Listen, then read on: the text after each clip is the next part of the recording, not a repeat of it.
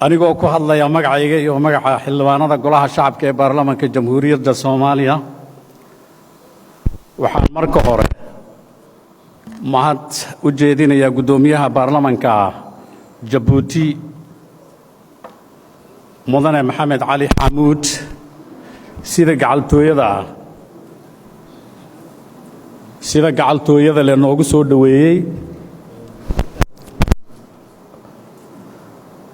noo fidiyey martaqaad aniga iyo wafdiga aan hogaaminayo ka soo qaybgalka furitaanka kalfadhiga sideedaad ee baarlamaanka jamhuuriyadda Jabuuti sidoo kale waxaan u mahad celinayaa jamhuuriyadda Jabuuti hoggaan iyo shacabba sida wanaagsan ay noogu soo dhaweeyeen waddankeena labaad jamhuuriyadda Jabuuti mudanayaal iyo marwooyin labada shacab iyo labada dawladood iyo baarlamaanada Soomaaliya iyo Jabuuti waxaa ka dhaxeeya xiriir soo jireen ah oo aad u qoto dheer kaasoo laga dheexan karo sida ay marxaladihii kala duwanaa ay soo mareen ay dhib iyo dheefba u wadaageen labada baarlamaan waxaa si gaar ah uga dhaxeeya iskaashi iyo saaxiibtinimo qoto dheer oo dhinacyo badan taabanaysa taasoo weli u baahan in kor loo sii qaado loona baahan yahay inay isweydaarsadaan khibradaha dhanka xeerdejinta dhaqanka iyo waayo-aragnimada dhanka howlaha baarlamaanada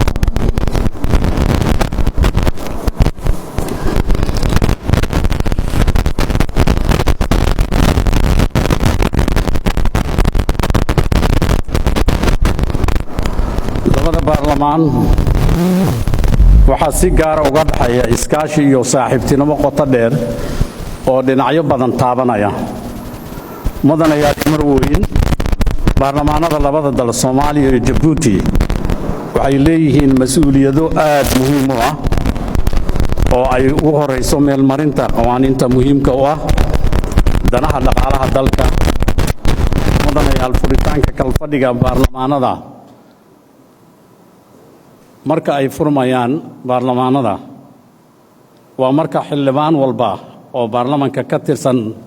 uu qiimeyn ku sameyn lahaa doorka uu ku lahaa horumarka dalkiisa ku tallaabsaday kalfadhigii la soo dhaafay hadday tahay dhinaca dhaqaalaha arrimaha bulshada iyo wixii la mid ah waa marka xildhibaanku qorshayn lahaa sidii uu kor ugu qaadi lahaa doorka kaga aadan horumarka waddankiisa guud ahaan gaar ahaan midka deegaanka laga soo doortay iyo bulshada soo dooratay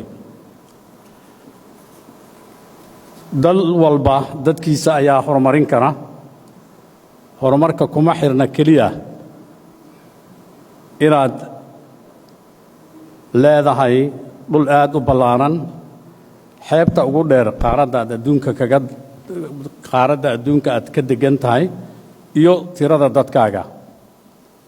horumarka waxaa qayb weyn ka ah sida ay dadkaaga maskaxdooda diyaar ugu tahay inay ka faa'iidaystaan wixii khayraad ah oo Ilaah ku manaystay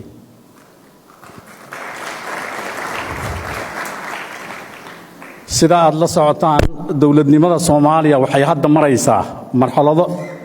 aad muhiim u ah waxaa socda dib u dhiska dhinaca hay'adaha rasmiga ah sida kuwa dhaqaalaha siyaasadda amniga adeega bulshada iyo guud ahaan heykal dawladeed oo dhammaystiran ayadoo dawladda Soomaaliya ay ka baxday kumeel gaarkii sanadkii 2012 inta ka dambaysayna ay tilaabooyin wax ku ool ah marba marka ka dambaysa ay hore u qaadaysay taasoo ay ugu muhiimsan tahay dadaal dheer oo xukuumaddu u gashay sidii beesha caalamka loo qancin lahaa in Soomaaliya laga cafiyo deymaha muddada dheer lagu lahaa taasoo ay soo dhaweeyeen hay'adaha maaliyadda adduunka sida IMF iyo bangiga adduunka sidoo kale baarlamaanka Soomaaliya labadiisa aqal waxay ansixiyeen sharciga doorashooyinka qaranka ee heer federaal madaxweynaha jamhuuriyadda federaalka Soomaaliya oo ansixiyay kaas oo ahaa mid si weyn loo sugayay una suurtagelinaysa shacabka Soomaaliyeed in xildhibaanada labada aqal ay si toos ah qof iyo cod ay ku soo doortaan dhamaadka sanadkan aan ku jirno 2020ka. walaalayaal jamhuuriyadda Jabuuti waxay door muhiim ah ka qaadatay sidii Soomaaliya ay ugu soo noqon lahayd maqaamkii ay ku lahayd bulshada caalamka. shacabka Soomaaliyeed waxaysan weligood ilaabi doonin walaaltinimada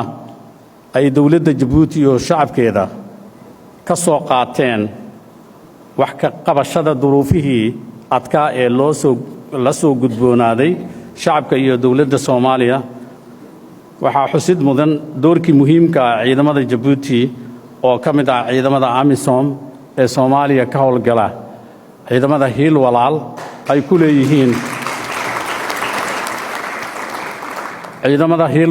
ku leeyihiin ilaalinta iyo soo celinta nabadda Soomaaliya